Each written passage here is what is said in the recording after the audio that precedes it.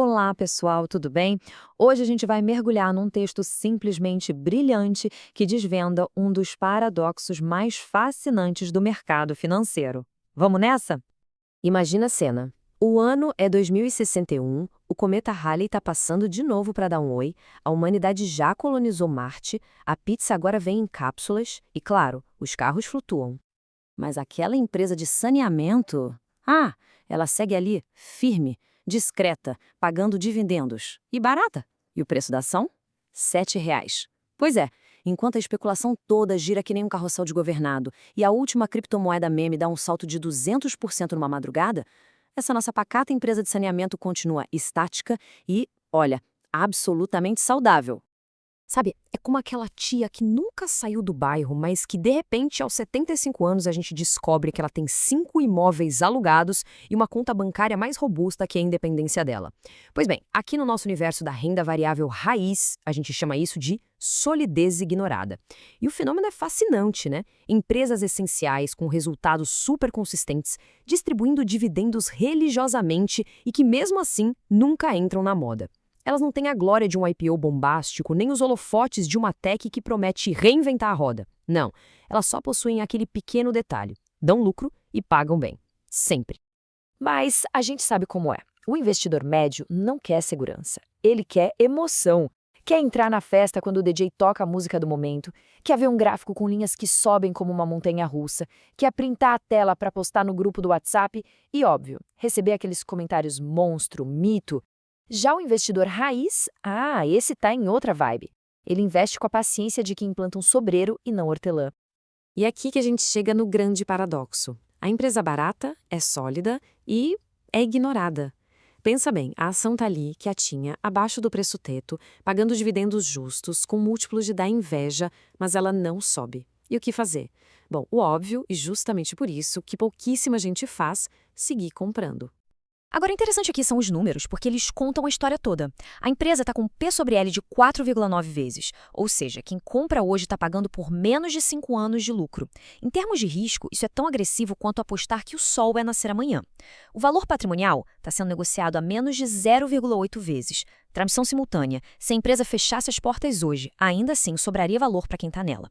E o endividamento, ridiculamente administrável, com uma dívida líquida sobre EBITDA de 1,5 vezes. É aquele equilíbrio financeiro que não estampa a capa de revista, mas que, olha, faz brilhar os olhos de quem realmente entende o que é ser sócio e não só um apostador de uma empresa. E mesmo com esses números todos, a ação continua barata. É como já dizia a minha avó, se fosse fácil, não precisava ter juízo. E aqui, gente, mora um engano mais recorrente de todos. Olhar o preço parado na tela e deduzir que a empresa está parada. Não, meu bem. A empresa segue trabalhando, faturando, lucrando e distribuindo dividendos.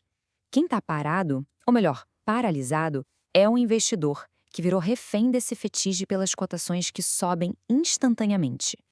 O ponto crucial é este. Ações são fatias de empresas, não são bilhetes de loteria. E empresas de saneamento são como aquele vinho bom, precisam de tempo. São serviços essenciais, com receita previsível. É o tipo de negócio que não emociona, mas também não decepciona. Afinal, dá para viver sem WhatsApp, mas sem água e esgoto, nunca. É uma ironia do mercado, que parece ter mais fé em aplicativo de figurinha do que em empresa de água tratada. E quem nunca ouviu aquela frase clássica, né? Essa ação não anda. Pode atirar a primeira planilha. Pois bem, ela pode não andar, mas ela caminha, passo a passo. É uma maratona, não é um sprint de 100 metros rasos.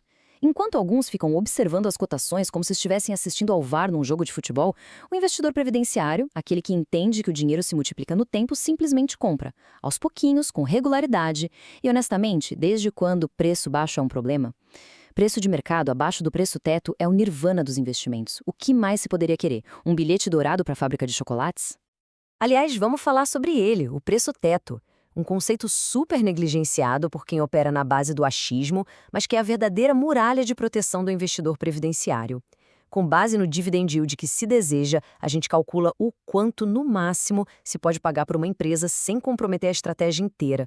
E a fórmula é de uma simplicidade que chega a ser elegante. Olha só, o preço-teto é igual ao dividendo dividido pelo yield desejado. Simples assim. Por exemplo, se a empresa anunciou um dividendo de 50 centavos por ação e o retorno que se quer de, digamos, 6% ao ano, o preço-teto é 0,50 dividido por 0,06, o que dá R$ 8,33. Se a ação está custando R$ 6,00, ótimo, momento de ir às compras com parcimônia. Agora, se ela está a R$ 9,00, então, meu bem, é hora de exercitar a maior de todas as virtudes, a paciência. E no caso da nossa querida empresa de saneamento, ela está consistentemente abaixo do preço-teto. Não faz sentido nenhum tentar adivinhar por que ela está barata. É só aceitar e aproveitar a oportunidade. Claro, existe o risco político, né? É o fantasma que sempre ronda essas companhias. Mas o segredo é escolher riscos que a gente já conhece. A estratégia, então, se torna óbvia. Comprar aos poucos, reinvestir os dividendos e seguir vivendo. Deixe os apressados irem caçar foguetes. Enquanto eles buscam a próxima Magalu, o investidor paciente vai acumulando ações de empresas sólidas que, no fim do dia, proporcionam um sono tranquilo. E pode ter certeza, quando o mercado finalmente perceber o valor que está ali, a carteira vai agradecer.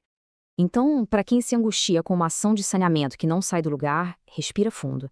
Vai até a pia, abre a torneira e pensa: isso aqui vai continuar existindo. No fim das contas, não tem mistério nenhum.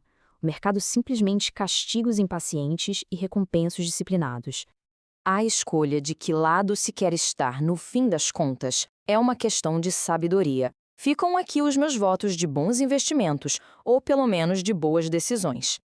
E com essa reflexão a gente conclui a análise de hoje. Um agradecimento mais que especial ao professor Júlio Facó pela curadoria e a Roquei Dube pelo texto incrível lá no blog Dinheiro que Me Veja. Agora a pergunta fica no ar. Quem aí já encontrou alguma dessas empresas de solidez ignorada na sua jornada de investimentos? Contem pra gente aqui nos comentários, se inscrevam para não perder as próximas análises e a gente se vê na próxima.